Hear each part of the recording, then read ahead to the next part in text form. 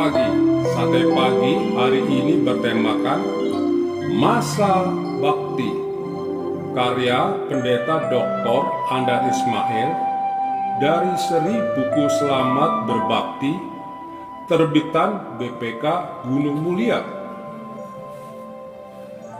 Jangankan harta, jiwa pun rela saya serahkan sebagai bakti kepada bangsa dan negara, ujar Baginda. Benarkah Baginda berbakti pada bangsa dan negara?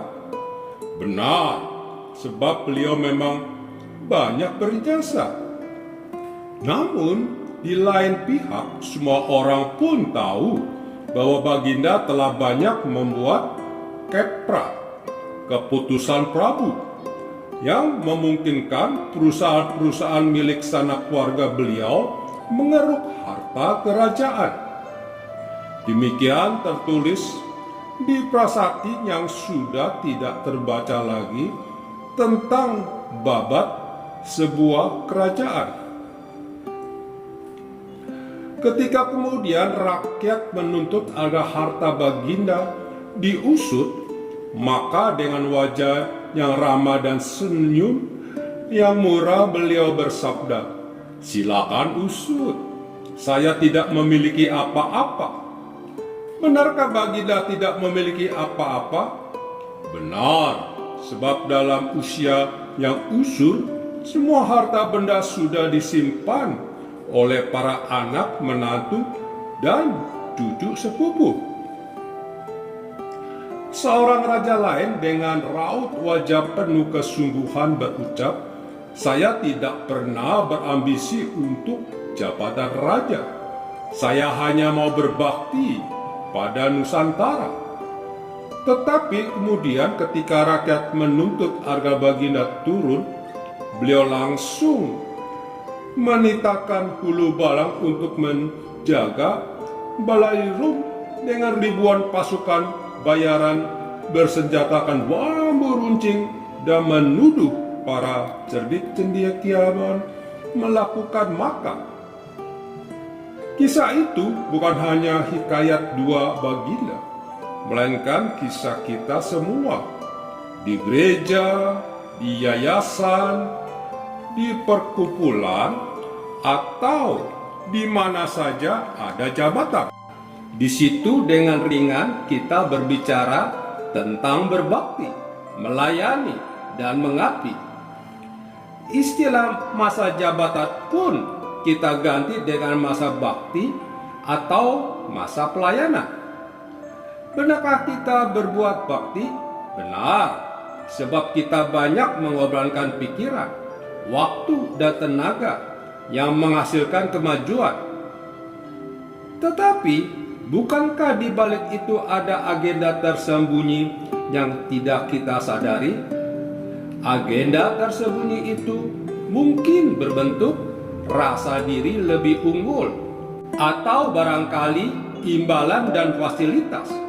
Pendengar itu mungkin kita langsung menyangkal, tidak ada motivasi buruk pada saya. Nah, di sini letak kesulitannya.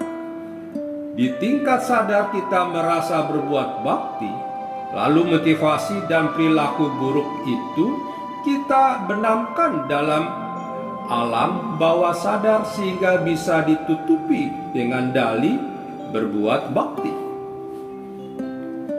Itu sebabnya kita sulit membedakan antara isi pikiran kita dengan pembungkus yang menutupinya.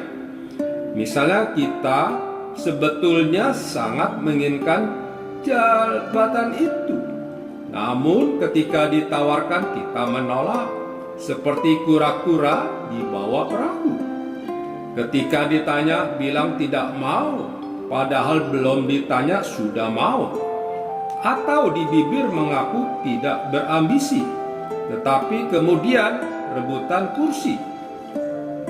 Lalu sekali memegang jabatan, kita berusaha melenggangkan kekuasaan dan menyingkirkan para tandingan. Di tingkat sadar kita melakukan itu dengan motivasi berbakti. Persoalan menjadi lebih rumit kalau konsep tentang bakti ini kita pasang label religius. Perbedaan antara motivasi yang satu dengan yang lainnya menjadi lebih kabur.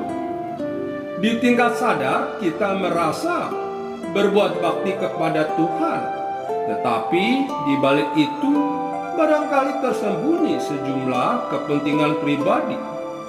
Motivasi murni menjadi sulit dibedakan dari motivasi palsu. Mungkin dengan latar belakang seperti ini, Tuhan Yesus memberi peringatan tentang nabi-nabi palsu di Matius pasal 7 ayat 15 sampai dengan 23, yang mengakui bahwa mereka melakukan perbuatan baik seperti bernubuat, mengusir setan, dan mengadakan mujizat demi nama Tuhan. Namun menurut Yesus, mereka adalah ibarat pohon yang tidak menghasilkan buah yang baik.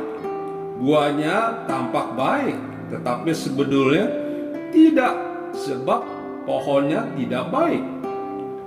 Mereka menyamar seperti domba, tetapi sesungguhnya mereka adalah serigala yang buas.